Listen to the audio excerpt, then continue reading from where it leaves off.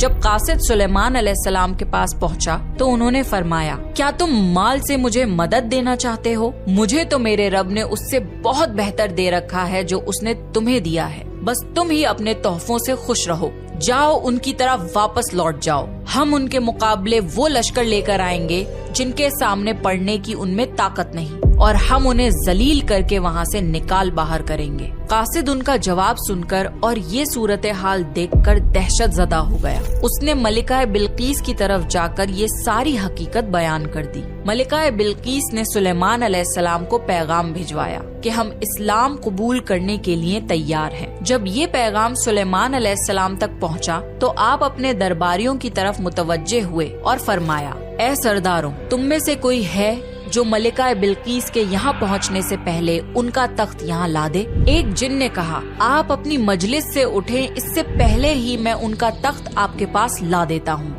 ایک شخص جس کے پاس کتاب کا علم تھا وہ بولا، آپ پلک جھپکائیں، اس سے پہلے میں ان کا تخت آپ کے پاس پہنچا سکتا ہوں۔ اور اس نے فوراً ملکہ بلقیس کا تخت سلیمان علیہ السلام کے سامنے لا کر رکھ دیا۔ جب سلیمان علیہ السلام نے تخت کو اپنے سامنے پایا تو انہوں نے فرمایا، یہ میرے رب کا فضل ہے تاکہ وہ مجھے آزمائے کہ میں شکر گزاری کرتا ہوں یا ناشکری کرتا ہوں۔ جو شکر گزاری کرے وہ اپنے ہی نفع کے لیے شکر گزار ہے، اور جو ناشکری کرے تو میرا پروردگار بے پرواہ ہے اور کرم کرنے والا ہے۔ پھر سلیمان علیہ السلام نے اس تخت میں تبدیلی کا حکم دیا۔ اس تخت میں سے ہیرے جواہرات نکال دیے گئے اور دوسری جگہ پر لگا دیے گئے تاکہ اس کی صورت بدل جائے۔ پھر جب ملکہ بلقیس وہاں آ گئی تو ان سے پوچھا گیا، کیا آپ کا تخت بھی ایسا ہی ہے؟ ملکہ بلقیس نے نہ تو ہاں کہا، کیونکہ وہ تو اپنا تخت پیچھے سبا کے علاقے میں چھوڑ آئی تھی، اور نہ ہی انہوں نے نہ کہا، کیونکہ یہ انہی کا تخت محسوس ہو رہا تھا۔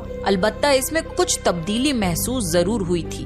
کافی سوچ کر انہوں نے جواب دیا، یہ تخت میرا ہی لگتا ہے۔ اس کے بعد سلیمان علیہ السلام ملکہ بلقیس کو ایک محل میں لے گئے۔ سلیمان